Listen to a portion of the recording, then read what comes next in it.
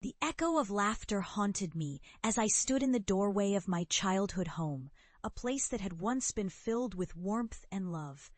Now it felt like a tomb, the air thick with memories of rejection and scorn. I had spent years nurturing a dream that my family deemed ridiculous.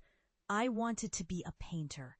They called it a foolish fantasy, an embarrassment that would tarnish our family name. I remember the way my mother's eyes rolled when I first showed her my sketches. The way my father's voice dripped with disdain as he reminded me of all the practical careers I could pursue instead, careers that would make me respectable. "Why can't you be like your brother?" they would ask, the words cutting deeper than any blade. My brother, the doctor, the pride of the family. I was just the black sheep, the dreamer destined to fail. But that was the spark I needed. I packed my bags, left that suffocating house behind, and set out into the world with nothing but a sketchbook and a heart full of determination. I was going to prove them wrong. The first few years were a blur of struggle. I took on odd jobs, waitressing, cleaning, sometimes even painting houses, just to keep the lights on and my art supplies stocked.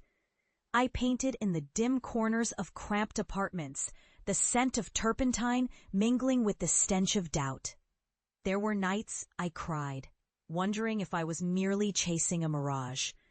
But then, in the quiet of the night, I would find solace in my brush, each stroke a rebellion against the voices that told me I would never succeed.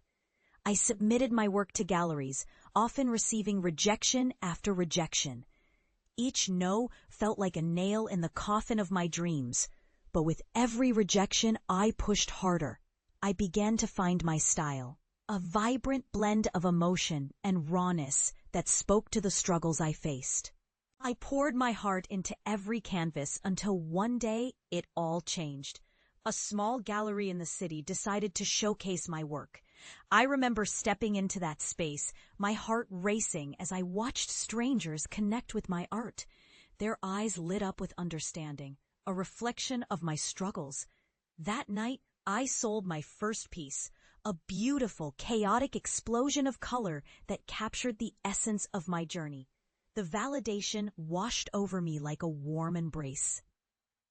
And for the first time in years, I felt like I belonged. Months turned into years, and my art began to gain traction.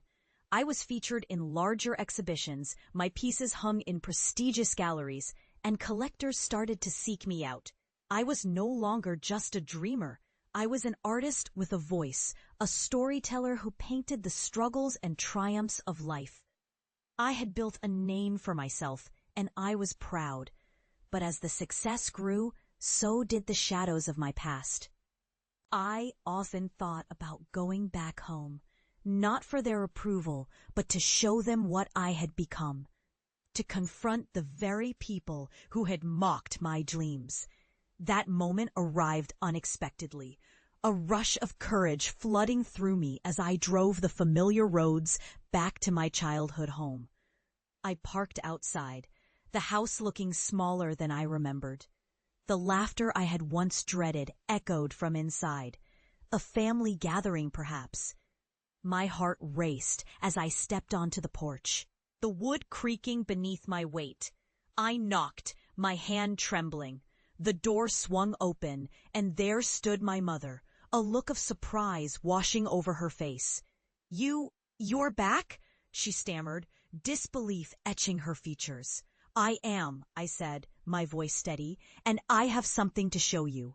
I stepped inside, the warmth of the gathering enveloping me.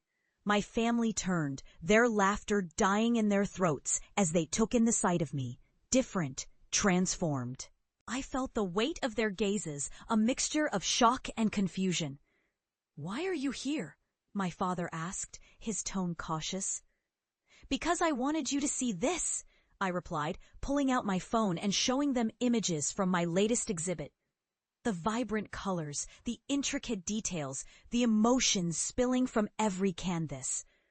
I watched as their expressions shifted from skepticism to something deeper, perhaps realization. "Is this you?" my mother whispered, her eyes wide.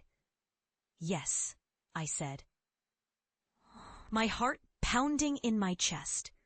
"I've made a name for myself. I'm not the failure you thought I would be." The silence that followed was deafening. I could see the gears turning in their minds, the memories of their harsh words colliding with the evidence of my success. My brother stood beside them, his expression unreadable. "I'm proud of you," he finally said, breaking the stillness that hung in the air. "I always knew you had it in you." I felt a wave of emotion wash over me, but I couldn't tear my gaze away from my parents. "You didn't believe in me," I said softly, my voice trembling. "You thought I was a joke." Their eyes filled with regret, and for a moment I saw a flicker of understanding. "Maybe we were wrong," my mother admitted, her voice barely above a whisper. In that moment, I realized it wasn't just about proving them wrong. It was about finding my own worth, my own voice. I turned to leave. The weight of the cast lifting from my shoulders.